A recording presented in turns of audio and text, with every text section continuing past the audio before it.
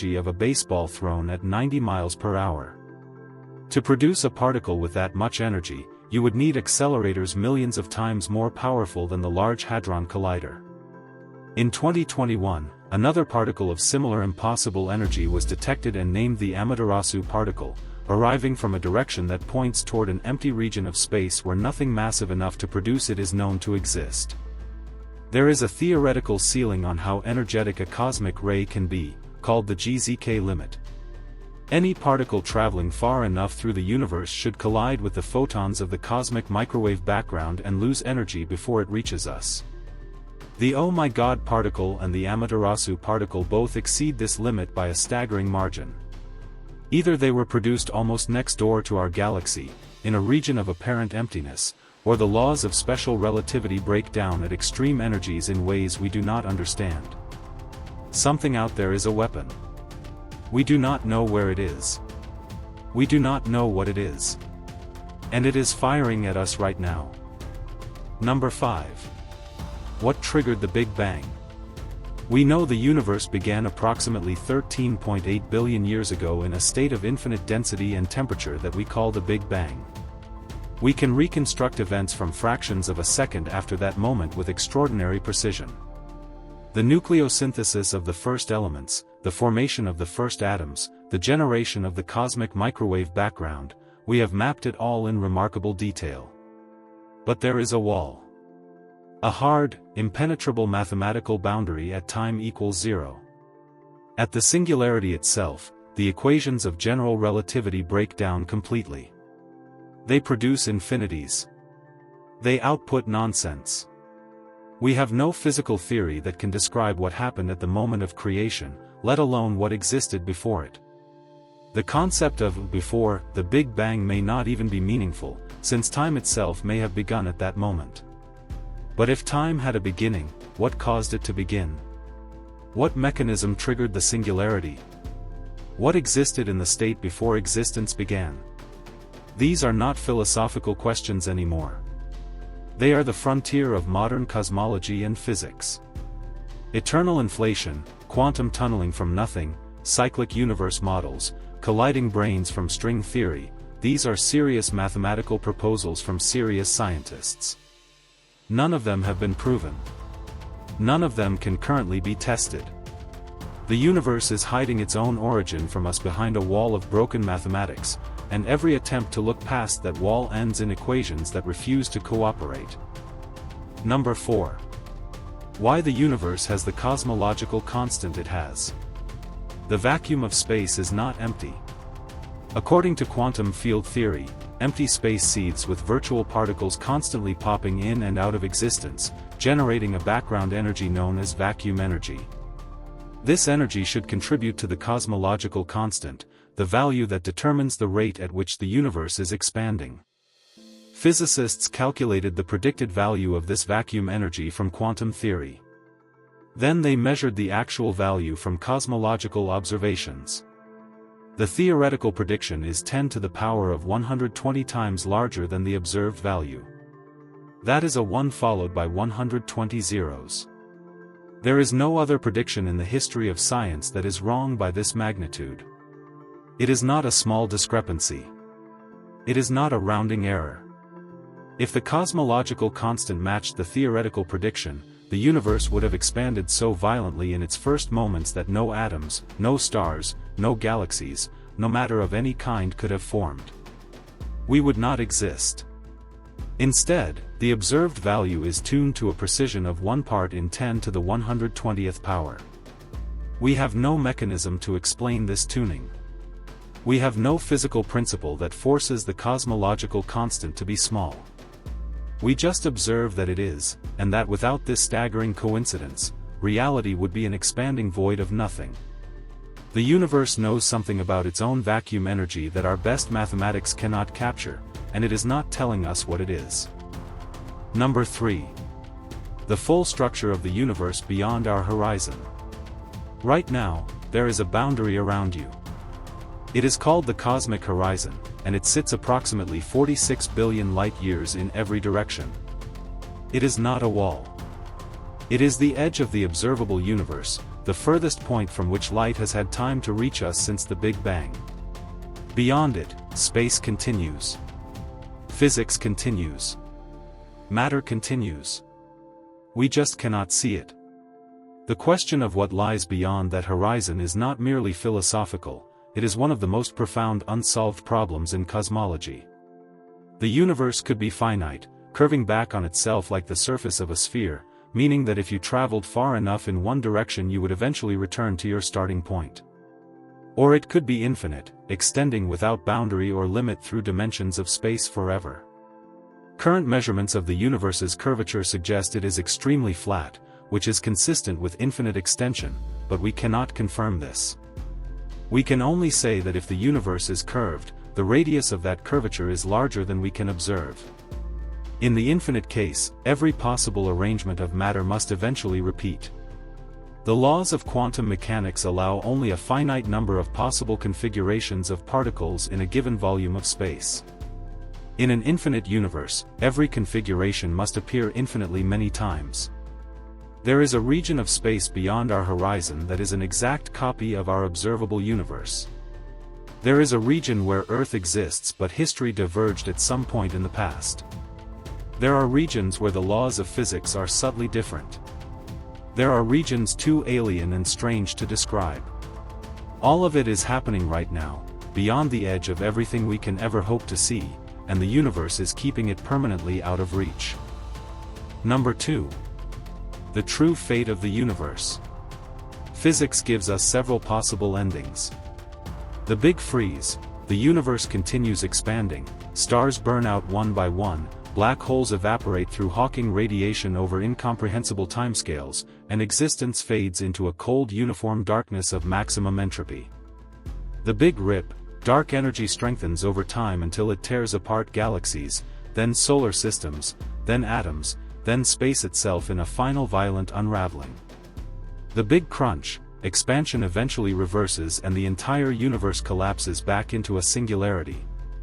Vacuum decay, a bubble of lower energy true vacuum nucleate somewhere in space and expands at the speed of light, rewriting the laws of physics everywhere it touches, erasing everything in an instant with no warning and no possibility of survival. We do not know which of these futures awaits us. We cannot currently distinguish between them with the data we have.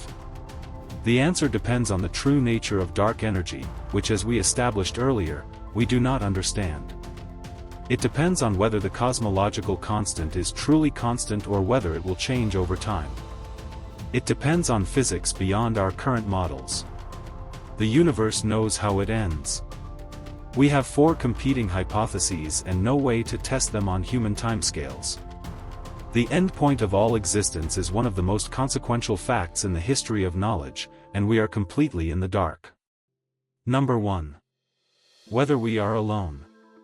Save this one. Because of all the things the universe is hiding from us right now, this is the one that changes everything. The observable universe contains an estimated 2 trillion galaxies. Each galaxy contains hundreds of billions of stars. A significant fraction of those stars host planets. The conditions for liquid water, the basic chemistry of life, the raw ingredients of biology. They are not rare. They appear throughout the cosmos wherever we look. By any statistical reasoning, the universe should be full of life. And yet, silence. The Voyager probes drift through interstellar space without receiving a signal. Our radio telescopes scan the sky and hear nothing that cannot be explained by natural processes.